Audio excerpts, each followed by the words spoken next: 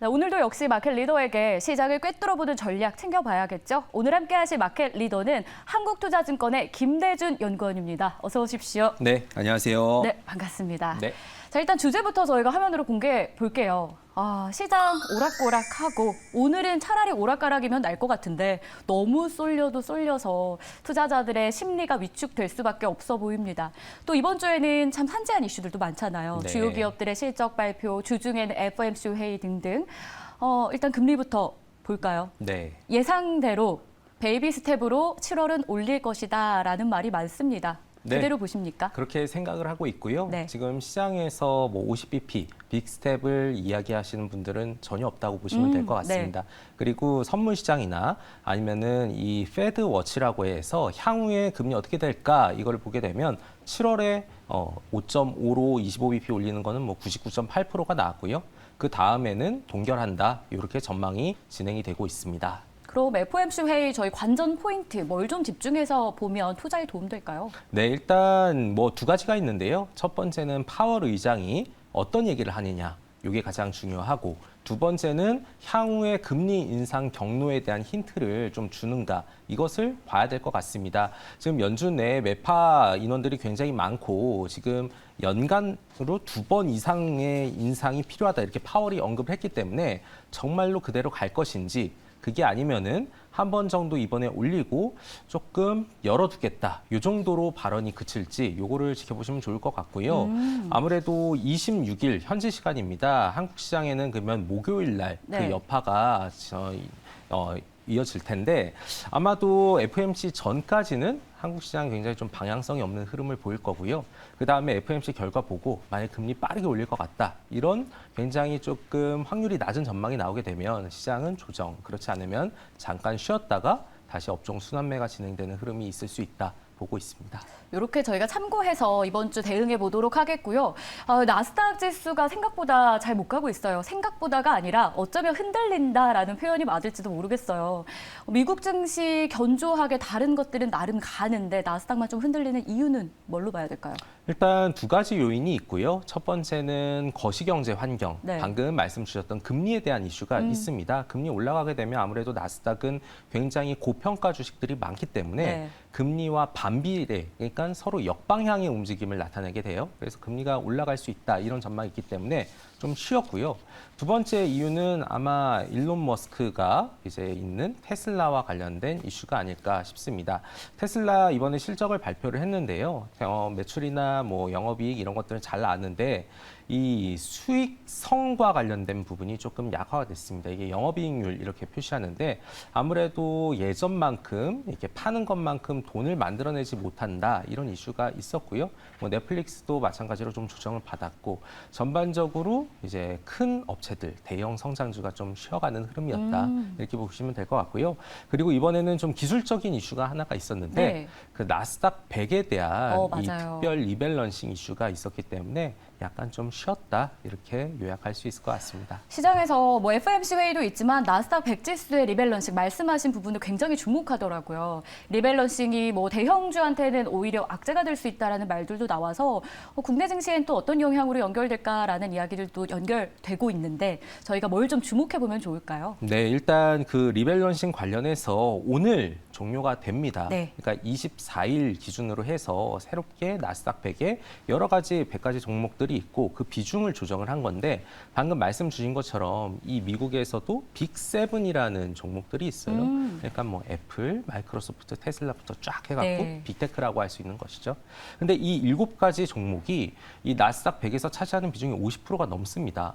그러니까 이것들만 올라가면은 나머지는 다 죽어가는 흐름을 보이더라도 지수는 올라가게 되면서 시장에서는 전혀 좀 예상하지 못했던 왜곡 현상이 발생할 수 있다. 이렇게 되는 거죠. 그래서 이 부분을 나스닥에서 좀 조정을 하려고 하고 있고 그렇다면은 대표적으로 어떤 이슈가 있을 수 있냐면 네.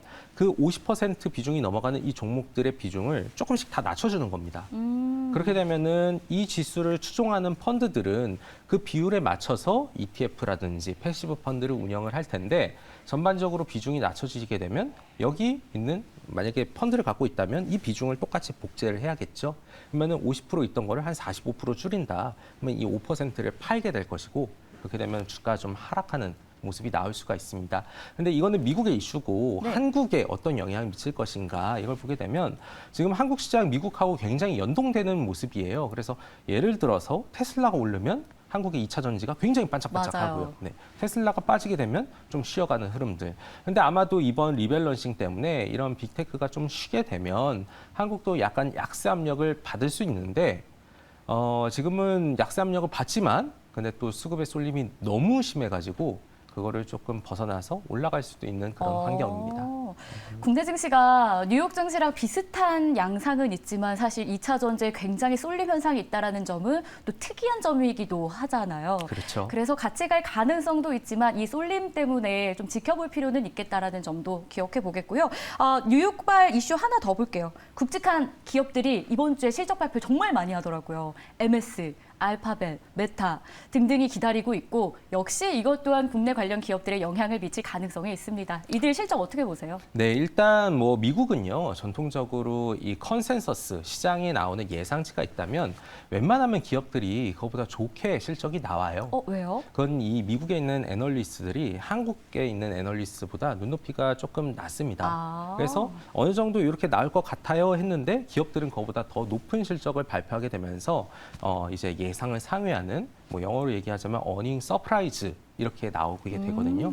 근데 이번에도 아마 그럴 가능성이 좀 있다 생각을 하고 있고 물론 메타나 이런 쪽은 좀 부진할 가능성이 있는데 아마 마이크로소프트나 뭐 알파벳이나 이런 쪽은 꾸준히 올라갈 수 있는 흐름이 있다. 그리고 AI와 관련된 부분이 있기 때문에 이 지금까지 2분기의 실적이 아니라 앞으로 어떻게 될 것인가 이 가이던스를 굉장히 주목을 할 텐데 아마도 이것도 굉장히 좀 낙관적으로 나오지 않을까 싶습니다. 이전에 넷플릭스가 빠졌던 이유는 이 가이던스가 시장에서 애널리스트가 예상했던 것보다 낮았기 때문에 주가가 이제 7%, 8%쫙 빠진 건데 아마도 이번 빅테크는 그 정도까지는 아닐 것 같고요. 어쩌면 좀 생각보다 양호한 실적을 내면서 지금의 이 상승 추세를 이어가게끔 하는 그런 요인이 되지 않을까 생각을 합니다. 좋습니다. 이번에는 중국으로 좀 가볼까요? 중국 시장 하면 경기 부양이 좀 있었으면 좋겠다. 이게 시장을 좀 회복시켜줬으면 좋겠다. 이런 말들이 굉장히 많아요. 근데 정말로 이제 경기 부양에 대한 기대감이 솔솔 불기 시작합니다. 전망 어떻게 보십니까? 네, 지금 굉장히 좀 노력을 해야 되는 시점이라고 보고 네. 있습니다. 왜냐하면 여러 지표들이 다 안 좋아요. 지금 성장률이 가장 이제 경제를 나타내는 핵심적인 지표인데 시장에서 원래 2분기 실질 성장률을 한 7.1%로 예상을 했습니다. 근데 딱 까놓고 보니까 6.3%가 나온 거예요. 근데 이것도 기저효과 때문에 굉장히 높게 수치가 나온 거지 시간이 가면은 이 미국과 서방 세계의 규제로 인해서 굉장히 좀 낮아질 수가 있습니다. 그래서 이거를 조금 회복하기 위해서 여러 가지 부양책이 필요한데 아직까지는 그게 딱히 나오지 않아요. 그래서 시장에서 고민하는 바는 아무래도 이 시진핑 주석이 공동부유, 뭐 내수 촉진 이런 것들을 얘기하고 있기 때문에 내수 부양책을 어느 규모로 쓸 것인가 여기에 대한 고민이 있을 것이고요. 또 안쪽에서 이제 금리를 어떻게 조정을 할 것인가. 지금 다른 나라들은 미국, 유로존, 일본, 한국을 비롯해서 전반적으로 금리를 다 올려가고 있는 분위기인데 중국은 과연 그 추세가 아니라 부양을 시키기 위해서 내릴 수 있는가 여기에 대한 이 생각들이 있어요. 근데 안타깝게도 7월에는 그냥 그대로 동결을 했는데 8월에는 어쩌면 그게 나오게 된다면 중국이 조금 회복할 수 있다. 이런 전망이 있을 수 있습니다. 근데 지금 확률이 반반인 게요. 원래 이 금리를 낮추게 되면 환율이 움직이게 됩니다. 네. 근데 중국 입장에서는 지금 위안화가 한 7.1에서 7.2 위안으로 왔다 갔다 하고 있는데 금리 내려갖고 환이 튀면은 물가가 올라가게 되면서 전반적으로 소비가 둔화될 수가 있어요. 네. 근데 금리를 올리자니 환율을 방어하기 위해서 금리를 올리면 또 경기가 위축이 되죠. 그쵸. 그래서 굉장히 진퇴양난인데 조금 반반이라고 보는 이유는 최근에 달러가 좀 약해지고 있습니다. 그래서 위안화가 굉장히 약했던 게 다시 좀 강한 흐름이에요. 이런 시점에서 조금 낮춰주면은 경기도 좀 부양할 수 있고 환도 방어할 수 있어서 8월에 어떤 조치를 취하는지 뭐 이런 것들은 정치국 회의나 이런 데서 얘기를 하겠죠.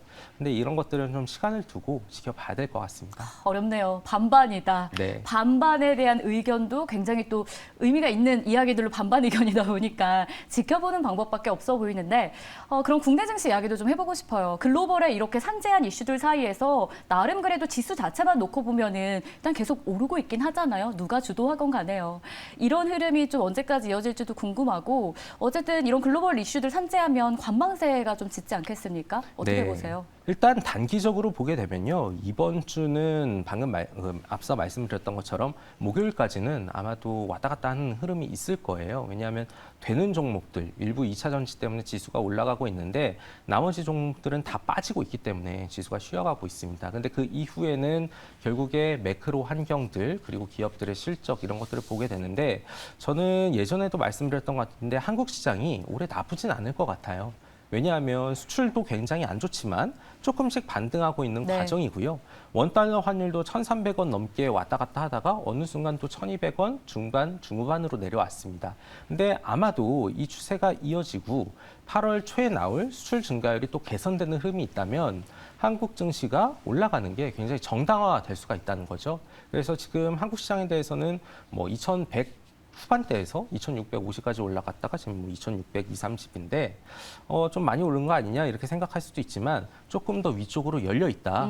아직까지 한 200포인트 정도는 더 남아 있다. 이렇게 생각을 하고 있습니다. 한편 지난주 세계시장 수익률로 따져봤더니 전 세계 시장에서 코스닥이 탑 3에 꼽혔더라고요. 그만큼 코스닥이 잘 가고 있다는 뜻인데 지수 자체만 놓고 보면요. 물론 이 솔립에 대한 우려감은 여전하긴 한데 그래도 코스닥 지수가 오르고 있기 때문에 이 배경 그리고 저희가 여기서 찾아볼 수 있는 시사점을 좀 점검해 볼 필요 있어 보여요. 네, 일단 코스닥 시장이요. 굉장히 양극화되어 있습니다. 네. 그래서 좀 한마디로 요약하면은 과거에 좀 유행했던 단어인데 그 코인 시장이 엄청나게 화랑이었을 네. 때 포모라는 말이 있었어요. 네. 그러니까 내가 굉장히 조금 위축된다. 남들은 다 돈을 버는데 지금 딱 그런 장세거든요. 그 이유는 2차 전지를 갖고 있냐 없느냐. 아니냐. 네, 그거에 따라서 그렇습니다. 지금 코스닥이 이 전 세계에서 3위를 기록할 정도 높은 수익률을 거뒀는데 그 안에서 종목 간의 변화가 일어났어요. 일단 에코프로 BM 그리고 LNF가 시가총액 1위부터 3위를 다 차지를 했고요. 이 종목들이 뭐 1, 2% 오른 게 아니라 하루에 5%, 10%씩 올라가다 맞아요. 보니까 지수를 그냥 끌어당기고 있습니다. 그래서 이런 흐름이 언제까지 지속될 것인가 사실 저도 잘 모르겠어요. 네. 그리고 이렇게 2차 전지가 폭등할 줄 예상 못했습니다. 그렇죠. 근데 지금 국면에서는 이제 이 주식을 갖고 있는 사람과 갖고 있지 않은 사람 간의 이 생각은 굉장히 큰 것 같아요. 일단 갖고 계신 분들은 뭐 축하의 말씀을 드릴 수가 있겠죠. 왜냐하면 지금 정도의 가격이고 과거 흐름을 보게 되면 이 신고가를 계속 쓰고 가고 있기 때문에 여기에서 손실을 보신 부분은 거의 없고 대부분 다 이익권이라고 보시면 됩니다. 그래서 이분들은 언제 내릴지에 대한 고민을 잘 하시면 될 것 같고요. 근데 문제는 아까 말씀드렸던 것처럼 포모 장세라고 말씀드렸기 때문에 지금이라도 들어가야 될까? 이런 고민을 하시는 분들이 있어요. 있죠. 네. 근데 저는 이거에 대해서 조금 신중하셨으면 좋겠습니다. 왜냐하면 이미 가격은 높고요. 과거부터 이제 진행되었던 흐름이 아니라 이제 미래에 있는 이익을 다 땡겨왔기 때문에 이거를 어느 정도 인지를 하고 투자하기에는 리스크를 좀 감내를 해야 돼요. 그래서 이런 부분에 대해서 좀 신중한 접근이 필요하겠다. 말씀을 드리겠습니다. 네, 이번 주에 뭐 저희가 미국 증시에서 실적 많이 나온다 했는데 저희도 마찬가지예요. SK 하이닉스, 포스코 홀딩스 등등이 있는데 좀 여기서 관전 포인트 어떻게 짚어볼까요? 네, 일단 포스코홀딩스, 뭐 삼성전자, LG에너지솔루션 요거는 잠정 실적이 나왔습니다. 네. 근데 이제 발표되는 부분은 각 사업부별로 어떻게 네. 돈을 벌었냐 이걸 봐야 되는데 정말로 포스코 같은 경우에는 철강은 안 좋았지만 회복이 되는 게 나타날 것이고 뭐 2차 전지 소재 쪽에서 개선의 여지가 있다면 아마도 지금에 올라가는 주가 좀 어느 정도 지지는 받을 수 있을 것 같아요.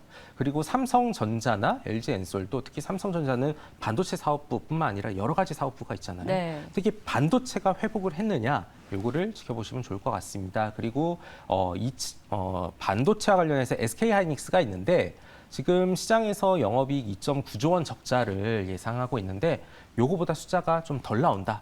그러니까 2.9조 원보다는 적자 폭이 크지 않다. 이렇게 되면은 반도체가 정말로 이제 좀 회복이 되겠구나. 이제 해외 쪽 수요를 바탕으로 해서 수출 늘면서 최악은 아니겠구나. 이런 전망이 발생을 하면서 지수를 조금 높일 수 있겠다 생각을 합니다. 좋습니다.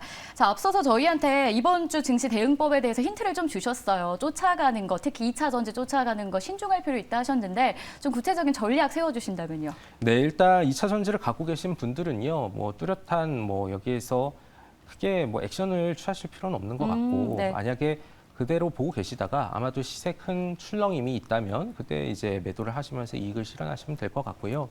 새롭게 투자하시는 분들은 아마도 굉장히 좀 많이 올랐습니다. 네. 진짜 3-4배가 우스울 정도로 올랐기 때문에 조금 지양하시는 편이 좋을 것 같고, 대신에 이 전략 측면에서는 단기가 아니라 좀 중장기적으로 보게 된다면 그때 말씀드렸던 부분이 IT, 뭐 자동차 이런 네. 한국의 대표주인데 이쪽에 수출이 분명히 개선이 되고 있고 내수보다는 해외 쪽 수요가 나타나고 있기 때문에 이 업종 그리고 대표주에 대해서는 조금씩 사가는 그런 전략이 필요하다 이렇게 말씀드리겠고요. 뭐 마지막으로 알파를 조금 염두에 두신다면 네. 최근에 좋았지만 쉬고 있는 조선주에 대한 아. 관심도 필요합니다. 조선주 너무 많이 오른 거 아니냐 이렇게 보는데 이 조선주의 차트를 네. 일봉이 아니라 월봉으로 바꿔보세요. 그러면은 아. 반등의 초입입니다.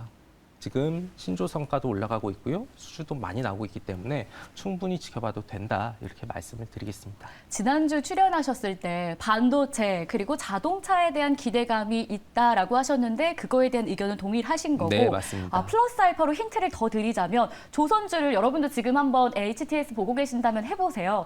일봉 아니고 월봉으로 놓고 가보자. 아직도 바닥에 있다라는 점을 염두하시면서 투자하시는데 참고해 보시길 바라겠습니다. 자, 오늘도 역시 알찬 소식들 저희가 들었습니다. 한국투자증권의 김대준 연구원이었습니다. 고맙습니다. 네, 고맙습니다. 네, 저희 준비한 소식은 다 전해드렸습니다. 참 시장 대응하기 어려우시죠? 그래서 저희가 정말 고심하고 고심해서 주제도 선정해보고 또 시황 상황도 전해드리고 있습니다. 남은 시간도 시장 오늘과 내일 통해서 여러분들에게 종목 이야기 가득 담아드릴 테니까 함께 하시면서 성공 투자로 마무리하시길 바라겠습니다. 오늘도 시청해주셔서 고맙습니다.